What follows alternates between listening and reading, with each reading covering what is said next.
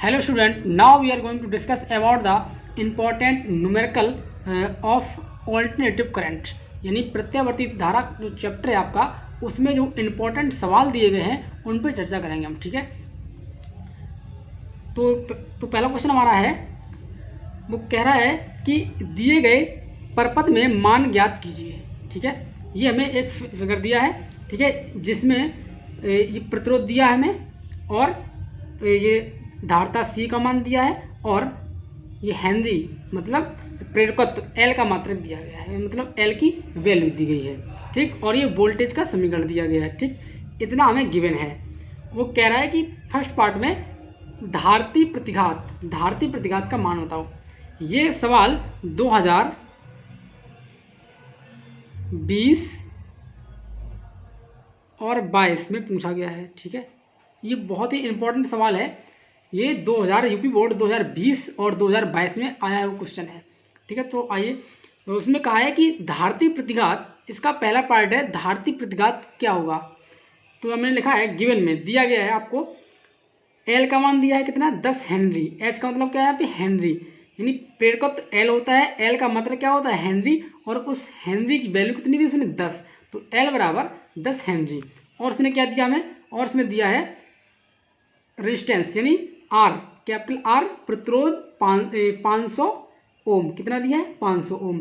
और ये सी का मान दिया है, यानी capital C equal to 20 microfarad. ठीक है, अब इसको आप कन्वर्ट कर लेना बेटा माइक्रोफैरड से फैरड में। तो यहाँ लिखेंगे 20 गुणा 10⁻⁻6 फैरड। ठीक है, अब देखो, अब उसने हमें एक इक्वेशन दी गई है, ये वोल्टेज की इक्वेशन दिया हमें। यहाँ लिखेंगे हम V equal to 200 sign 100t।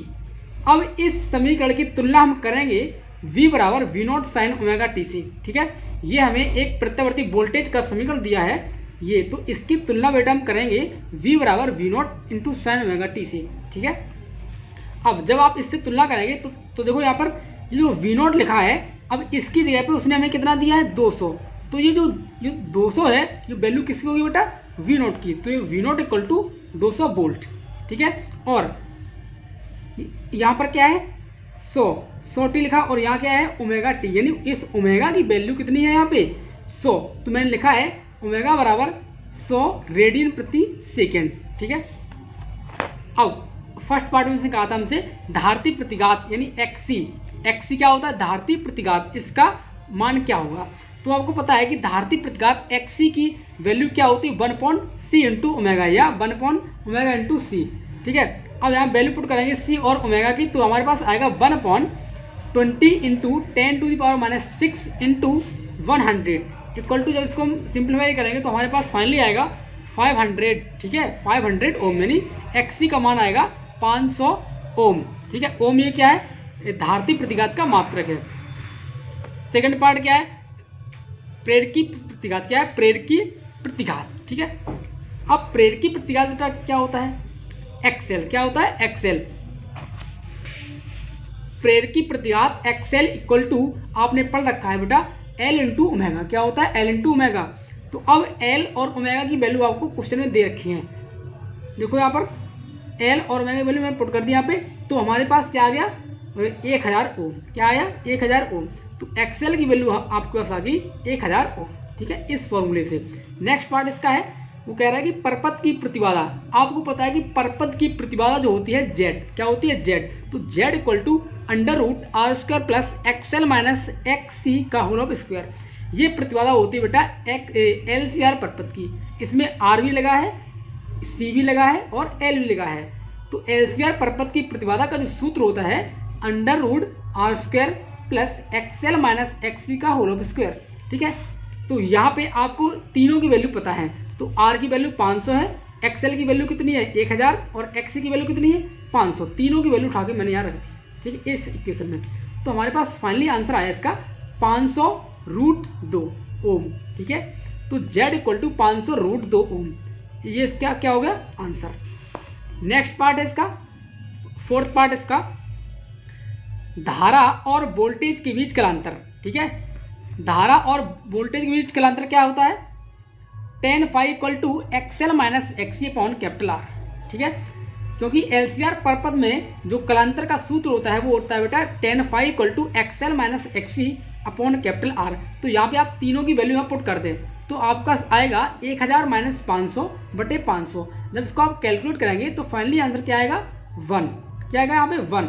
अब आपको पता है कि tan की लाइन में tan में एक कितने अंश का मान होता है, तो आपको पता है कि tan 45 अंश का मान कितना होता है 1। तो आप एक की जगह पे पुट कितना कर दें tan 45, तो मैंने वही किया यहाँ पे, तो एक की जगह मैंने कितना पुट कर दिया tan 45 अंश। ठीक है, तो आपके पास आ गया यहाँ पे।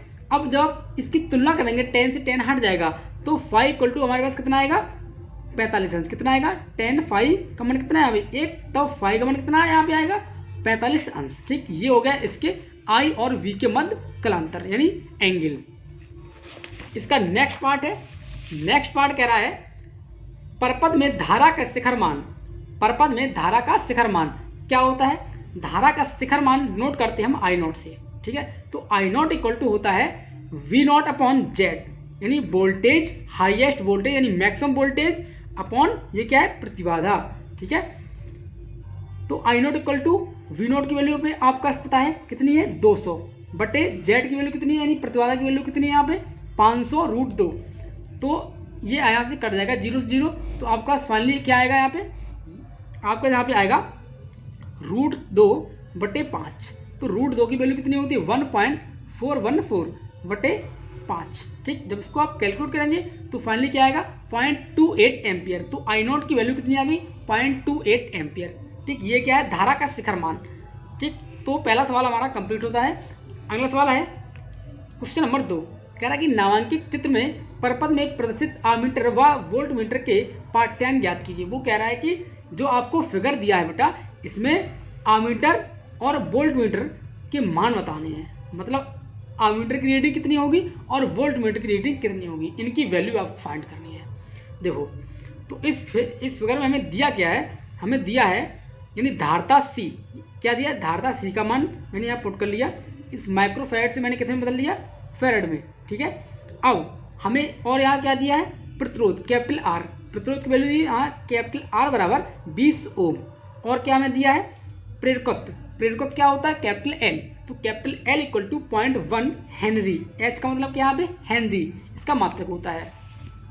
अब देखो एक आपको यहाँ दिया है इक्वेशन, ये देखो ये दिया है इक्वेशन V बराबर 200 रूट 2 साइन 400t। ठीक, ये हमें वोल्टेज का इक्वेशन दिया है। ठीक है, अब देखो यहाँ मैंने नोट कर लिया V equal to 200 root 2 sine 400t।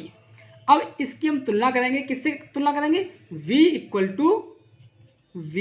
To V nought sine omega T, इससे हम तुलना करेंगे दिए गए समीकरण की V equal to V nought sine omega T से तुलना करने पर।